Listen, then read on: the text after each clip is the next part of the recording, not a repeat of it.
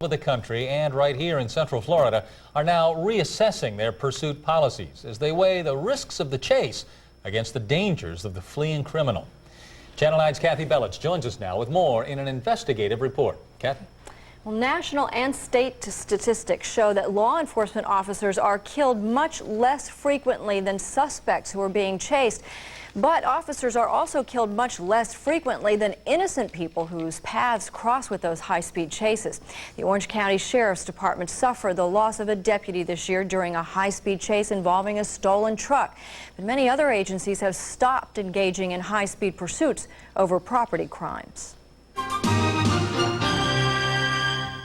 Just after midnight last May, the traffic was light, the roads were dry, conditions considered to be low risk for a high-speed chase. A truck that was reported stolen was leading Orange County deputies on a high-speed chase on I-4. Deputy John Cregan was setting up spiked stop sticks at a roadblock.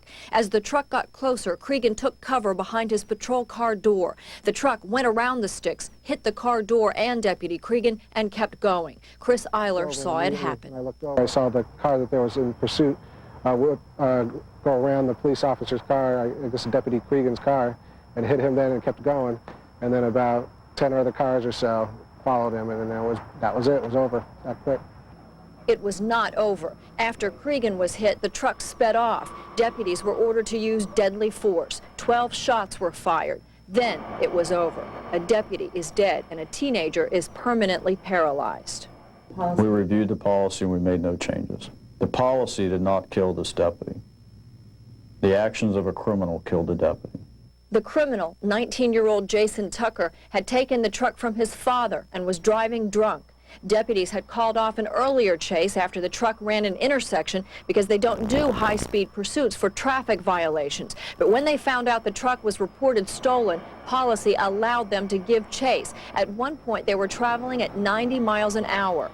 Why was the deputy crouched behind his car door, dangerously close to the stop sticks he was laying out for the truck?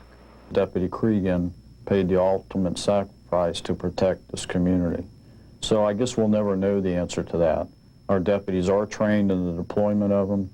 But if that stolen truck were running from Orlando police, there would have been no high-speed chase, not for a property crime. Police Sergeant Bill MULLOY wrote the department's policy. I mean, we're talking about a stolen car or shoplifting or a theft.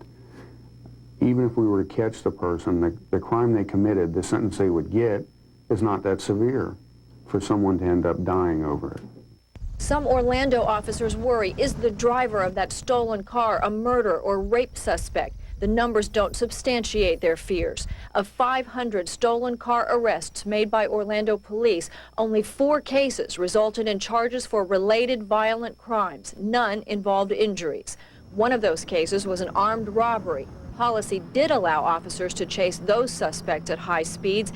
As it turned out, the getaway car was stolen. If we chase you, then we may be sentencing you to death, possibly the officer to death, and possibly some innocent citizen to death if there's an accident. Chris Eyler says he could have been killed that night in Orange County. Certainly an educational experience for everybody. Maybe they could use this bad experience as a training tool to prevent this from happening again. In the words of one police officer, cars are stolen every day and they are recovered every day. People are killed every day and they are not recovered. Last year in Florida, high-speed chases killed almost as many innocent people as suspects. And we'll look more into that tomorrow night. All right, thank you, KATHI. In other news tonight,